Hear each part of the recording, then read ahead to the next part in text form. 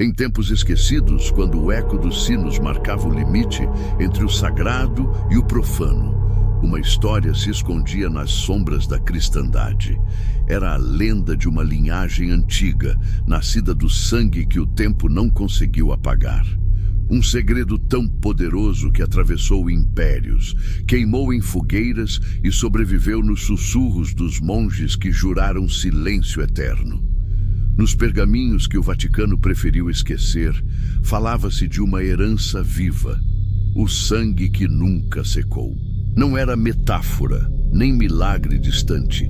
Era matéria pulsante, transmitida de geração em geração, guardada por poucos e temida por muitos. Alguns o chamavam de Graal, outros de maldição divina. Entre as montanhas geladas do norte, onde o vento cantava como espírito antigo e o sol raramente tocava o chão, havia um vilarejo coberto por névoa e superstição. As casas, de pedra úmida e telhados curvados, pareciam dobrar-se sob o peso dos séculos. Ali vivia Eliora, uma jovem de aparência comum, mas com olhos que refletiam algo ancestral. Um brilho quase dourado que fazia os mais velhos desviá-los, como se vissem algo que não deviam recordar. Desde menina, Eliora ouvia sua avó narrar passagens proibidas, histórias sussurradas junto ao fogo, sobre um sangue que continha a centelha do divino. Há um poder que nem Roma conseguiu apagar, dizia a velha, enquanto o vento soprava pelas frestas. As outras crianças riam, os padres condenavam, mas Eliora, ela sentia que algo dentro dela respondia a cada palavra, como uma memória antiga despertando. Cresceu simples, trabalhando nos campos e ajudando na igreja, mas sempre cercada por sinais. Às vezes, quando se feria, o sangue que escorria brilhava sob a luz da lua. Outras vezes, quando chorava, suas lágrimas curavam pequenas feridas. O padre do vilarejo chamava isso de tentação, mas os anciãos, em segredo, viam nela o renascer de um antigo pacto. Então veio a noite em que tudo mudou. Era inverno e o vento cortava como lâmina. O céu estava vermelho como fogo e os cães uivavam de forma quase humana. Eliora acordou sobressaltada, com o coração em descompasso. Um som vinha do sótão, como se o passado tivesse se movido. Subiu com uma lamparina trêmula e o ar cheirava a incenso e ferrugem.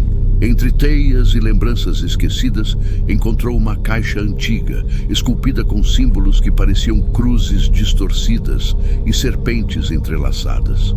A madeira era negra e fria, como se tivesse sido talhada na própria noite. Dentro dela, repousava um frasco de vidro com um líquido vermelho, denso e luminoso como fogo vivo.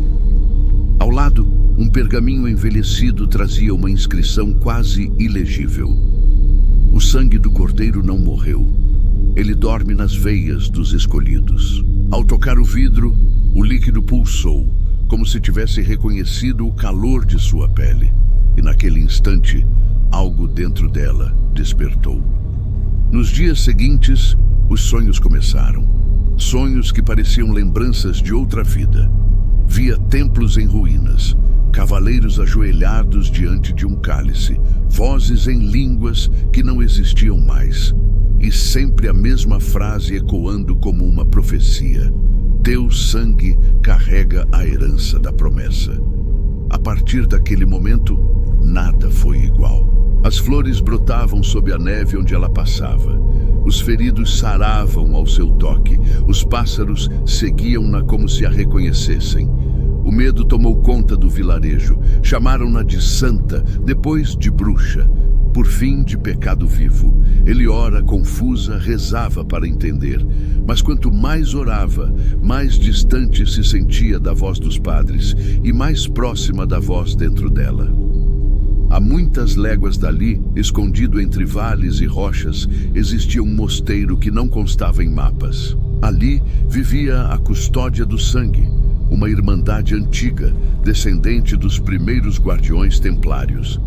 Seus monges vestiam mantos cinzentos e carregavam cruzes sem Cristo, como se o Salvador ainda estivesse por vir. Nos manuscritos guardados sob velas eternas, estava registrado o pacto entre Maria Madalena e o abade de Arimateia, selado com o próprio sangue de Cristo. Enquanto o sangue existir, o elo entre o divino e o homem jamais será rompido. Quando o abade mais velho, Frei Corvinus, soube dos prodígios no vilarejo, seu rosto empalideceu. Ele reconheceu o sinal. A linhagem havia despertado. Mandou cavaleiros silenciosos para observar a jovem. Eliora era a portadora, o último vestígio vivo da linhagem sagrada. Mas o segredo não permaneceu oculto por muito tempo.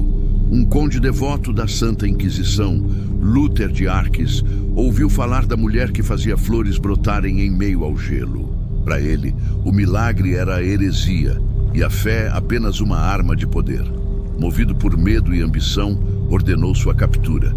Se é santa, servirá à igreja. Se é bruxa, servirá à fogueira. Numa madrugada de ventos furiosos, os soldados cercaram o vilarejo. As tochas ardiam como estrelas caídas.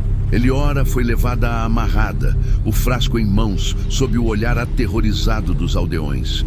O ar cheirava a cera e pecado.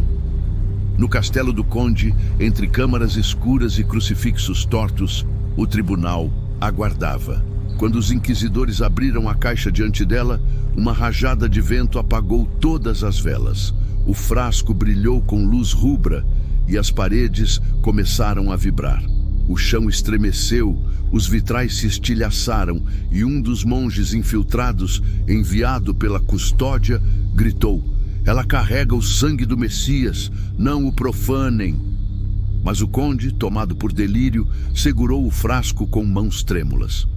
O líquido subiu pelas paredes de vidro, desenhando símbolos que lembravam as chagas da paixão. "Se é sangue sagrado, que prove sua força", murmurou. No instante seguinte, o vidro explodiu em clarão. Eliora, envolta em chamas que não queimavam, ergueu o olhar ao céu e disse, em voz que não era só sua: "Se o sangue é promessa, que o mundo lembre." O tempo parou.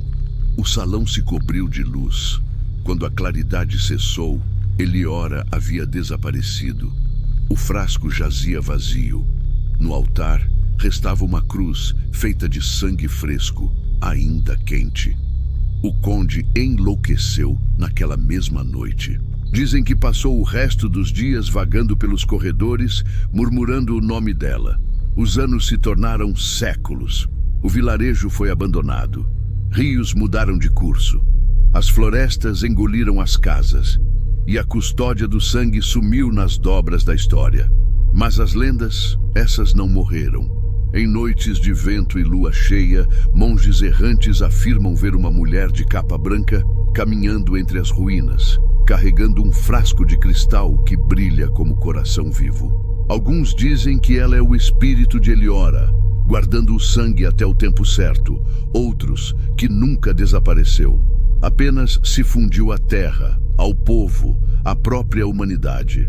Há relatos de crianças nascidas com olhos dourados, de feridos que saram sem explicação, de igrejas onde as cruzes sangram na aurora, e em cada nova geração a história retorna, fragmentada, oculta, negada. Porque o sangue, dizem, não se perde, ele se espalha, mistura-se.